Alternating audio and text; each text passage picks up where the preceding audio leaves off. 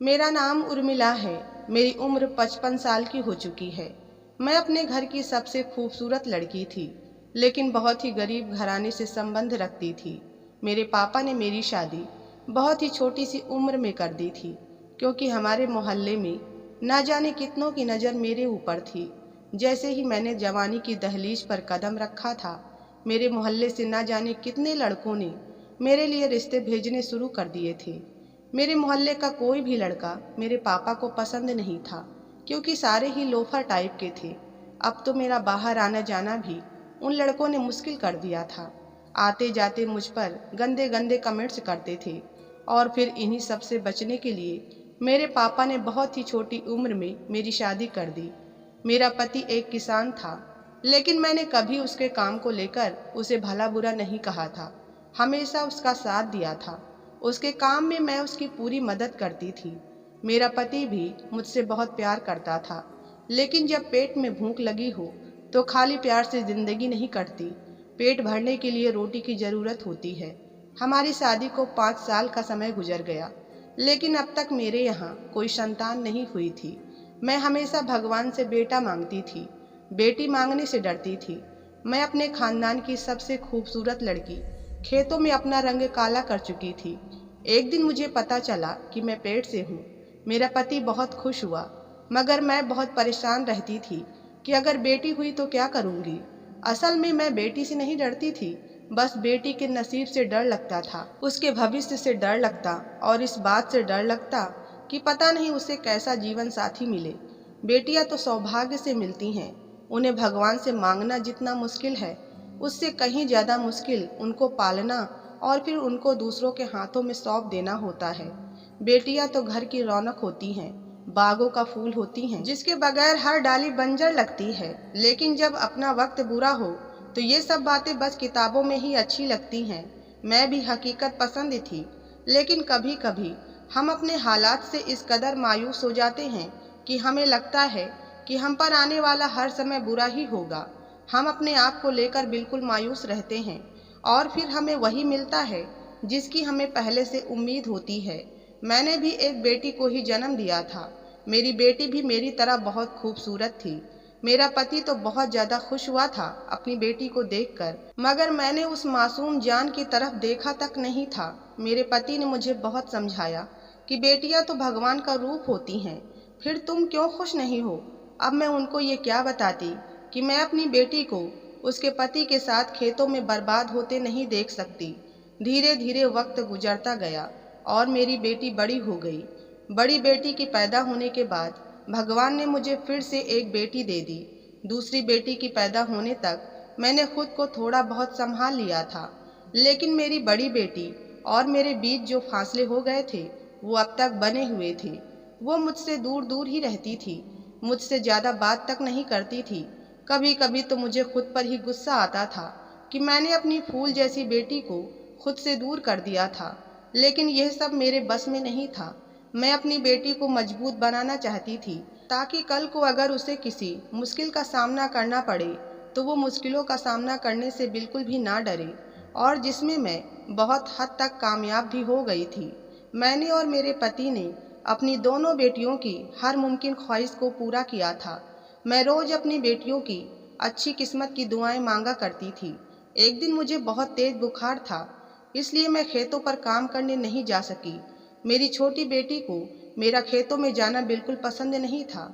मेरी बड़ी बेटी हमेशा कहती कि मैं आपकी जगह चली जाया करूंगी, और उसकी यह बात सुनकर मेरा दिल एकदम से दहल जाया करता था, और मेरे मुंह से निकलता था कि भगवान न करे तुम्हें ऐसी जगह पर जाना पड़े। वैसे तो मेरा पति बहुत अच्छा था, लेकिन खेती बाड़ी करना उसका काम था और वह उसे छोड़ नहीं सकता था। धीरे धीरे मेरी दोनों बेटियां बड़ी हो गईं। मेरी बड़ी बेटी के रिश्ते भी आने लगे, मगर मैं अपने पापा की तरह जल्दबाजी नहीं करना चाहती थी। मैंने सोच लिया था कि कुछ भी हो जाए, मगर मैं अपने पापा की तरह अपनी बेटी को किसी के भी पल्ले नहीं बांधूंगी। मैं तो अपनी बेटी की शादी ऐसी जगह करूंगी जहां उसको दुनिया भर का ऐशो आराम मिल सके, उसको कभी भी किसी चीज़ के लिए तरसना ना पड़े। जो जिंदगी मैंने गुजारी थी वो जिंदगी मेरी बेटी को कभी ना मिले। मेरे हालात ने मुझे इतना मायूस कर दिया था कि मैंने कम तनख्वाह वाले कई अच्छे रिश्ते भी ठुकरा दिए थे। कुछ लोग मेरी बेटी का रिश्ता बार बार मांग रहे थे। इसी बीच एक दिन मेरा पति खेतों पर काम करने गया था, लेकिन रात होने पर भी जब वो वापस नहीं आया तो फिर मैं बहुत ज़्यादा परेशान हो गई। मैंने अपने साथ काम करने वाले किसान भाई से अपने पति के बारे में पूछा, लेकिन उसकी बात सुनकर मेरे सिर पर आसमान गिर पड़ा। उसने बताया कि तुम्हारा पति तो कब से घर के लिए निकल आया है, उसकी तबीयत आज कुछ ठीक नहीं लग रही थी। मेरे होश उड़ गए थे। मैं जल्दी से रात का ख्याल किए बगैर अपने पति को ढूंढने के लिए निकल पड़ी। मेरी दोनों बेटियां भी मेरे साथ थी। उस वक्त मुझे अपने पति की फिक्र थी। हर जगह तलाश कर लेने के बाद भी मेरा पति जब मुझे नहीं मिला तो मैं रोती हुई अपने घर वापस आ गई और ऐसे ही रोते रोते पूरी रात काट दी। अगली सुबह जब एकदम घर का दरवाजा खटखटाकर बजने लगा तो मैंने जल्दी से अपनी आंखों के आंसू साफ किए और जल्दी से दरवाजे पर आ गई। लेकिन पूछने पर कि कौन है, बाहर से किसी गैर मर्द की आवाज़ आई थी। वो बोला कि मैं तुम्हारे पति के बारे में बताने आया हूँ। मैंने आओ देखा ना ताओ, झट से दरवाज़ा खोल दिया, लेकिन उस सफ़ेद रंग के कपड़े में लिपटा शरीर देखकर मेरी जान निकल गई। मैं तो पथराई हुई आंखों से उस सफ़ेद कपड़े को देख रही थी। मुझे तो विश्वास ही नहीं हो रहा था कि ये सब क्या हो गया। मैंने आंसुओं से भरी आंखों से जैसे ही उस गैर मर्द की तरफ देखा तो उसकी अगली बात ने मेरे जिस्म से मेरी जान खींच ली थी। जब उसने बताया कि तुम्हारे पति की मौत हो चुकी है, तुम्हारे पति की हार्ट अटैक से मौत हुई है। सारी रात अस्पताल में रहने के बावजूद भी वह अपनी ज़िंदगी की जंग हार बैठा है। उस आदमी की बातें सुनकर मुझे अपने कानों पर विश्वास नहीं हो रहा था कि मैंने जिस इंसान को सुबह सही सलामत भेजा था वो अगले दिन कफन में लिपटा हुआ घर कैसे आया। पूरे घर में कोहराम मच गया। मेरी बेटियां भागती हुई आई और अपने बाप के साथ लिपट गई। पूरा गांव मेरे पति को देखने के लिए जमा हो गया था और मुझ में इतनी हिम्मत भी ना थी कि मैं अपने पति का चेहरा तक देख पाती। मेरा पति जैसा भी था अपनी बेटियों का ध्यान रखता था। मेरी छोटी बेटी बिलख बिलख कर रो रही थी। मुझसे उसका रोना नहीं देखा जा रहा था। मेरी बड़ी बेटी बहुत हौसले के साथ कभी मुझे तो कभी अपनी छोटी बहन को संभाल रही थी। मेरी तो जैसे दुनिया ही उजड़ गई थी। मुझे समझ नहीं आ रहा था कि अपने पति के बगैर मैं अब अपना घर और अपनी बेटियों को कैसे संभाल पाऊंगी। मेरे पति का अंतिम संस्कार क्या हुआ, मेरा पूरा घर वीरान हो गया। मेरा पति बेशक कम कमाई करता था, लेकिन हमारा गुजारा अच्छा होता था। पति के रहने से मेरे घर में रौनक थी, लेकिन अब तो ऐसा लगता था कि जैसे इस घर में भूतों का साया है। पति के मरने के बाद मैं सदमे में चली गई थी। बस एक तरफ खोई बैठी रहती थी, ना कुछ बोलती थी और ना ही कुछ खाती थी। मेरी बड़ी बेटी ने मेरा पूरा घर संभाल रखा था।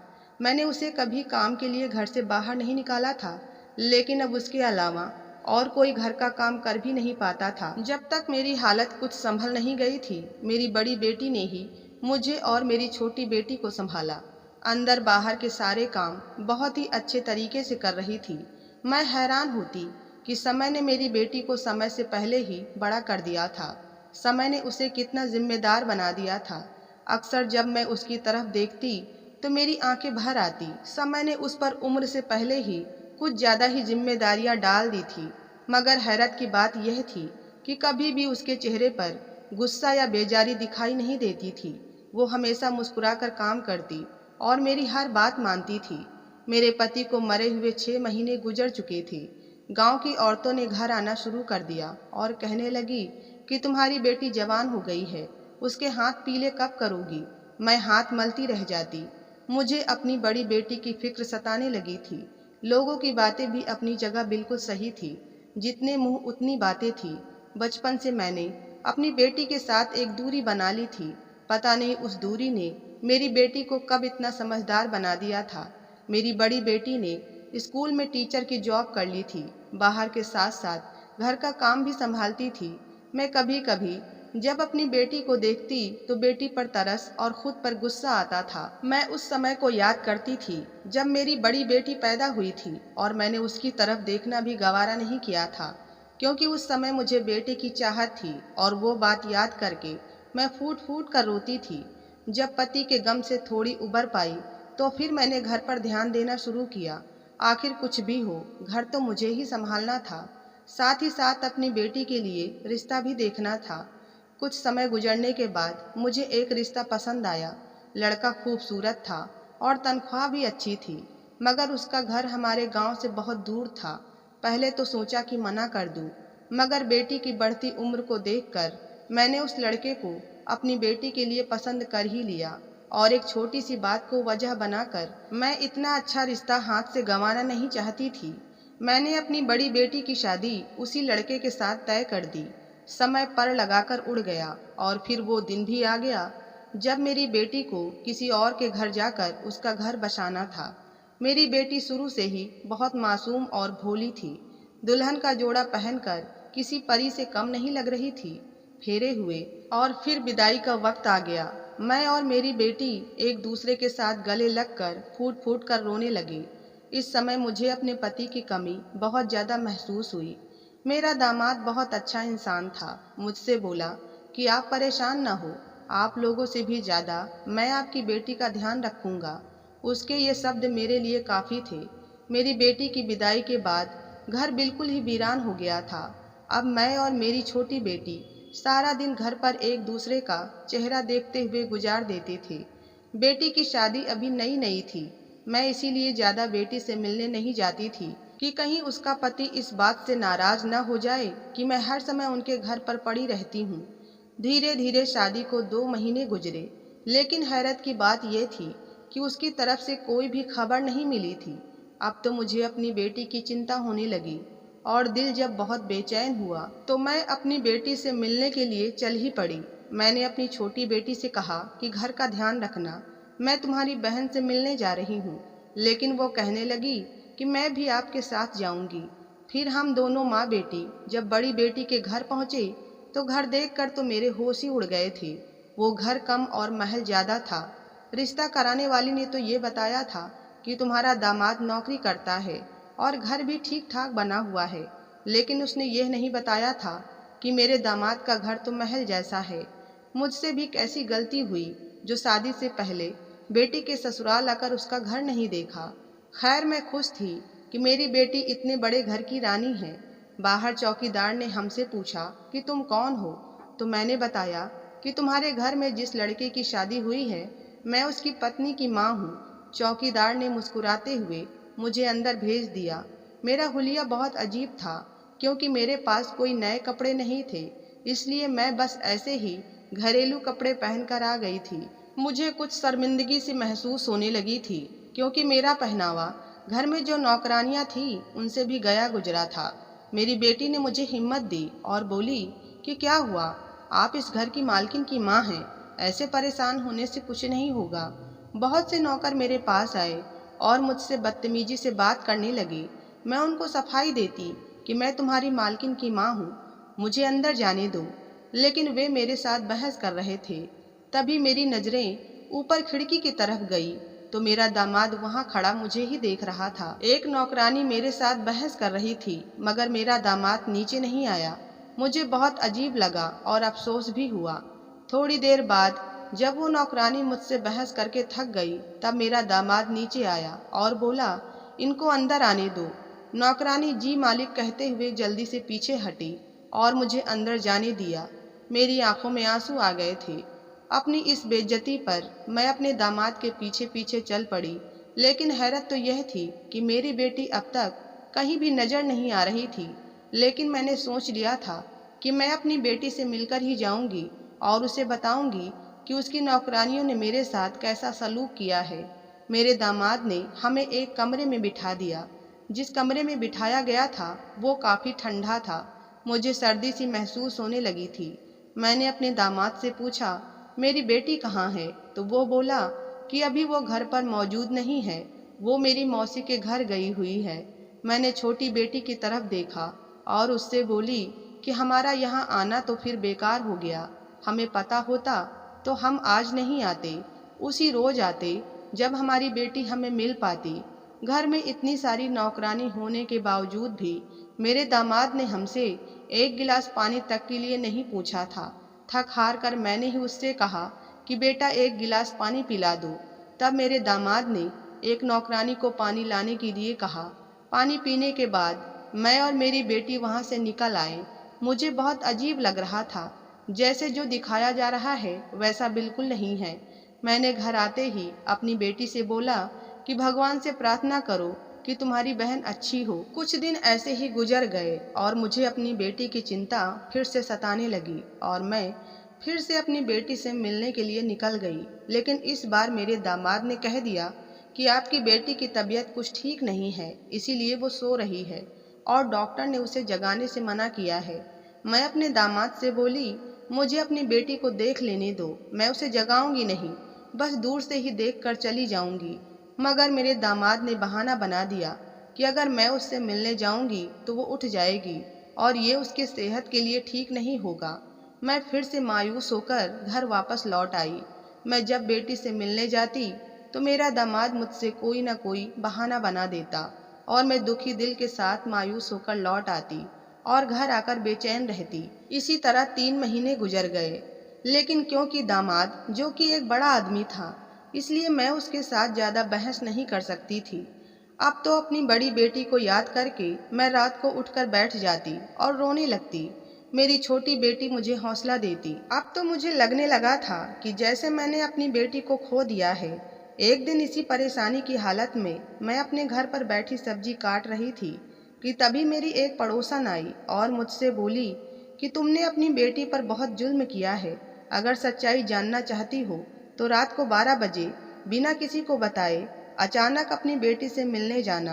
अपनी पड़ोसन की बात सुनकर मैं सन्नाटे में रह गई थी। जरूर मेरी बेटी के साथ बहुत बुरा हुआ है, जरूर मेरी बेटी किसी बड़ी परेशानी में है। मैं सोच में पड़ गई कि अपनी बेटी से किस तरह मिला जाए। अगले दिन दोबारा मैं अपनी बेटी के घर गई तो नौकरानी ने बताया कि मालिक आज घर पर नहीं है, मैं किसी और समय आऊं। मैंने जब नौकरानी से पूछा तो उसने बताया कि कल रात तक वापस आ जाएंगे, मैं उससे मिलने अगले रोज आऊं। मैंने सोच लिया था कि मुझे अपनी बेटी से मिलने से अब कोई रोक नहीं सकता। मुझे अपनी बेटी को किसी भी तरह इस मुसीबत से बचाना है। और फिर मैं रात को भिखारिन का भेष बनाकर अपने दामाद के घर चली गई। मैंने दरवाज़ा खटखटाया और कुछ खाने के लिए मांगा।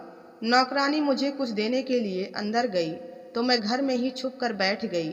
उस समय घर का चौकीदार गेट पर नहीं था, इसलिए मुझे अंदर आने में ज़्यादा दिक्कत नहीं हुई थी। जब वो नौकरानी बाहर मुझे खाना देने के लिए आई तो मैं गेट पर नहीं थी। उसने गेट बंद किया और जाकर अपने कामों में लग गई। इसी बात का फायदा उठाकर मैं घर में दाखिल हो गई थी और चोरी छुपे अपनी बेटी का कमरा तलाश करने लगी। घर बहुत बड़ा था, इसलिए मुझे बहुत ज़्यादा मुश्किल हो रही थी। मैं एक एक कमरा खोल कर देख रही थी। तभी एक नौकरानी ने मेरी परछाई देख ली और वो मेरी तरफ आने लगी। उस नौकरानी से बचने के लिए मैं भागते हुए एक कमरे में छुप गई। उस कमरे में बिल्कुल अंधेरा था। मुझे विश्वास था कि नौकरानी वहाँ से जा चुकी है। मैं जैसे ही कमरे से बाहर निकलने लगी तो मुझे ऐसा महसूस हुआ जैसे मुझे किसी की घुटी घुटी आवाज़ सुनाई दी हो। मैंने अपना वहम समझा और फिर से बाहर निकलने लगी। मगर फिर से जब मैं बाहर निकलने ही वाली थी तो मेरे पैरों के साथ कोई टकराया था। मैंने अपने आसपास की कमरे में बहुत ज़्यादा अंधेरा था, मैं कुछ भी देख नहीं पा रही थी। दीवार पर इधर उधर हाथ मारते हुए मैंने स्विच बोर्ड तलाश किया और कमरे की लाइट जला दी। जैसे ही कमरे में रोशनी हुई मेरी रूह कांप गई थी, क्योंकि मेरी बेटी तो रस्सियों से बंधी हुई कमरे में पड़ी हुई थी। मेरे तो पैरों तले से ज़मीन निकल गई। मुझे विश्वास नहीं हो रहा था कि ये मेरी वही बेटी है जिसे मैंने कुछ महीने पहले विदा करके इस घर में भेजा था। उसकी आंखों के आसपास काले घेरे थे और चेहरे पर ना जाने कितने निशान थे। अपनी बेटी की हालत देखकर मुझे बहुत ज़्यादा तकलीफ महसूस हुई थी। मैं तो एक नज़र में उसे पहचान भी नहीं पाई थी। उसकी हालत बहुत ज़्यादा ख़राब थी। मैंने सोच लिया था कि अब मैं अपनी बेटी को इस दरिंदे आदमी के पास नहीं छोड़ूंगी। मैंने जल्दी से अपनी बेटी को खोला जो बेहोशी की हालत में पड़ी हुई थी। पास ही एक पानी का जग पड़ा था। मैंने जल्दी से उसे पानी पिलाया। उसने कुछ पानी पिया। थोड़ी थोड़ी होश में आ गई थी, लेकिन पूरी तरह होश में नहीं थी। जब मैंने उसे हिलाया डुलाया और मैंने कहा कि आंखें खोलो, मैं तुम्हारी माँ हूँ, तब उसने आंखें खोलकर मुझे देखा था और देखते ही चौंक गई और फिर मेरे सीने से लगकर फूट फूट कर रोने लगी और बोली, माँ मुझे यहाँ से ले जाओ, ये जगह अच्छी नहीं है। मेरा पति रोज मुझे रस्सियों से बांध देता है और मुझसे कहता है कि मैं पागल हूँ। ना जाने क्या क्या मुझसे करने को कहता है। माँ वो ना जाने कैसे कैसे इंजेक्शन देता है। माँ मुझे बहुत तकलीफ होती है, मुझे इस तकलीफ से बचा लो। अपनी बेटी की तकलीफ देखकर मैं तड़प उठी और उससे बोली कि तुझे ये तकलीफ अब और नहीं झेलनी पड़ेगी। मैं तुझे अपने साथ ले जाऊंगी और इस दरिंदे आदमी को पुलिस से सजा दिलवा कर ही रहूंगी। मेरी आंखों से लपटें निकल रही थी। मैं गुस्से के मारे थर थर कांप रही थी। मैंने अपनी बेटी का हाथ पकड़ा और दामाद के घर से बाहर आ गई। हैरत की बात यह थी कि मेरा दामाद घर पर ही था। वो चुपके से खड़ा था। मेरे दामाद ने मुझे खामोशी से अपनी बेटी को वापस ले जाने दिया। घर लाकर मैंने अपनी बेटी को बहुत हिम्मत दी, बहुत हौसला दिया कि जो कुछ हुआ उसे भूल जाओ, आगे की जिंदगी के बारे में सोचो। मैं अपने दामाद को सजा दिलवाना चाहती थी, लेकिन मुझे पता था कि वो बहुत बड़ा आदमी है और मैं गरीब अकेली औरत, मैं भला उसका क्या बिगाड़ पाऊंगी। यही सब सोचकर मन महसूस कर रह गई। मेरी बेटी अब पहले जैसी नहीं रही। मुझे उस पर तरस आता है और अपनी बेवकूफ़ी पर गुस्सा भी आता कि मैंने पहले से ही अपने दामाद के बारे में अच्छे से छानबीन क्यों नहीं की। मैंने बस ये देख लिया कि लड़का अच्छे पैसे कमाता है और जल्दी से अपनी बेटी की शादी कर दी। मेरी बेटी बहुत ज़्यादा गुमसुम रहने लगी थी। कभी कभी अपने शरीर से अपने कपड़ों को नोच नोच कर उतारने लगती। कहती, मैं बहुत गंदी हो चुकी हूँ, मुझे इस गंदगी से छुटकारा दिला दो, मैं अब और इस गंदगी में नहीं रह सकती। मैं उसे विश्वास दिलाती कि तुम बिल्कुल साफ सुथरी हो और अब तो तुम अपनी माँ के पास हो, तुम्हें किसी से भी डरने की ज़रूरत नहीं है। पता नहीं मेरे दामाद ने उसके साथ ऐसा क्या क्या किया था कि मेरी बेटी की दिमागी हालत खराब हो गई थी। मैं अपनी बेटी को सीने से लगाए रोती रहती और अपनी बेटी की अच्छे नसीब की दुआ करती। मेरी बेटी पहले भी कम बोलती थी, लेकिन अब तो बिल्कुल ही खामोश हो गई थी। मैं उससे पूछती कि बता उस दरिंदे ने तेरे साथ क्या क्या किया है, लेकिन वो कुछ नहीं बोलती। उल्टा मेरे इस सवाल पर जोर जोर से चीखने और चिल्लाने लगती। डर के मारे फिर मैंने उससे ये सवाल जवाब करना ही बंद कर दिया था। अब मैंने सोच लिया था कि मैं अपनी बेटी को उस जालिम इंसान से तलाक दिलवा कर ही रहूंगी। हमारे गांव में एक बहुत ही अच्छा वकील था। मैंने जब उसे अपनी बात कही तो उसने बोला कि मैं तुम्हारी बेटी का केस लड़ूंगा और उसे जीतूंगा भी, और उसके बदले में तुमसे फीस भी नहीं लूंगा। वकील की बात सुनकर मैं हैरान रह गई। मैंने कहा, आखिर आप मेरे ऊपर इतना बड़ा एहसान क्यों करना चाहते हैं? तब उस वकील ने कहा कि तुम्हारे पति का मेरे ऊपर एक बहुत बड़ा एहसान है और शायद उसी एहसान को चुकाने का समय आ गया है। मुझे सुनकर हैरत हुई कि भला मेरे पति ने उस वकील पर ऐसा कौन सा एहसान किया था। मेरे पूछने पर उसने बताया कि मेरा इकलौता बेटा है और उस समय 4 साल का था जब अकेले खेलते हुए खेतों की तरफ चला गया था और उसे एक जहरीले सांप ने काट लिया था। उस समय तुम्हारे पति ने ही उसकी जान बचाई थी। अगर 10 मिनट की भी देरी हो जाती तो मैं अपने बेटे से हाथ धो बैठता। इस भरी दुनिया में मेरा अकेला सहारा मेरा बेटा ही है। मेरी पत्नी मेरे बेटे को जन्म देते ही मर गई।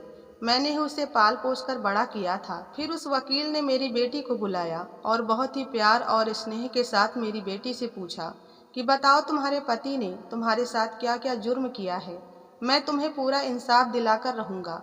बहुत देर समझाने पर मेरी बेटी ने जो कहानी सुनाई उसे सुनकर मैं भी बिलक बिलक कर रोने लगी। उसने बताया कि उसका पति हर रात को न जाने उसको कैसा इंजेक्शन देता था कि वो अपने होश खो बैठती थी और फिर उसके कई दोस्त घर आते थे और पूरी रात मेरे साथ गुजारते थे। मैं अपने बचाव में अपने हाथ पैर भी नहीं चला सकती थी। अपने दोस्तों के साथ साथ मेरा पति भी होता था। पूरी रात वो लोग मेरे ऊपर जुल्म करते थे और सुबह मेरा पति मुझे रस्सियों से बांधकर कमरे में डाल देता था। अपनी बेटी की कहानी सुनकर मैं सन्नाटे में आ गई। उस वकील ने कहा, चिंता करने की जरूरत नहीं, मैं तुम्हारी बेटी का केस लड़ूंगा और तुम्हें इंसाफ भी दिलाऊंगा। और फिर सच में उस वकील ने हमारा बहुत साथ दिया। उसने मेरी बेटी को इंसाफ दिलवाया और मेरी बेटी को तलाक भी दिला दिया था। साथ ही उस जालिम आदमी को कड़ी से कड़ी सजा भी दिलवाई। धीरे धीरे अब मेरी बेटी की हालत सुधरने लगी थी। उसने फिर से अपनी टीचर की जॉब शुरू कर दी थी। वो अपने बीते हुए कल को भूल जाना चाहती थी। एक दिन वही वकील जिन्होंने मेरी बेटी का केस लड़ा था हमारे घर चले आए और जो बात उन्होंने मेरे सामने रखी उसे सुनकर मैं अपने भगवान के चरणों में गिर गई। मुझे विश्वास ही नहीं हो रहा था कि कोई दुनिया में इतना भला भी हो सकता है। उस वकील ने मेरी बेटी का रिश्ता मांगा था अपने लिए। वो मेरी बेटी को अपनी पत्नी बनाना चाहता था। कहा कि मेरा बेटा 7 साल का हो चुका है, लेकिन मैंने अभी तक शादी नहीं की है क्योंकि मुझे अभी तक कोई ऐसी लड़की नहीं मिली जो मेरे बेटे को माँ का प्यार दे सके। लेकिन मुझे लगता है कि आपकी बेटी मेरे बेटे को माँ का प्यार देगी। मैं आपकी बेटी से शादी करना चाहता हूँ। बीते हुए कल में उसके साथ जो कुछ भी हुआ मुझे इससे कोई मतलब नहीं, क्योंकि मैं जानता हूँ कि ये सब उसके साथ जबरदस्ती किया गया था। उसमें आपकी बेटी का कोई दोष नहीं। मैं उसको इज्जत सम्मान के साथ अपनी पत्नी बनाऊंगा और उसे ज़िंदगी भर खुश रखूंगा। और फिर आखिर मैंने कुछ ही दिनों बाद बहुत ही सादगी के साथ अपनी बेटी की शादी उस वकील के साथ कर दी। आज मेरी बेटी अपने घर में बहुत खुश है। मेरी बेटी की शादी को 4 साल गुजर चुके हैं। हालांकि डॉक्टरों ने कह दिया है कि मेरी बेटी कभी माँ नहीं बन सकती, लेकिन मेरी बेटी को और मुझे इस बात का कोई दुख नहीं है, क्योंकि मेरी बेटी तो एक बच्चे की माँ है और वो उसे अपने बच्चे से भी ज़्यादा प्यार करती है। मैं भगवान से प्रार्थना करती हूँ कि अगर बेटियाँ दी हैं तो उनके नसीब भी अच्छे करना। तो आपको ये कहानी कैसी लगी कृपया कमेंट में ज़रूर बताएं, और कहानी पसंद आई हो तो वीडियो को लाइक और चैनल को सब्सक्राइब करना ना भूलें। धन्यवाद।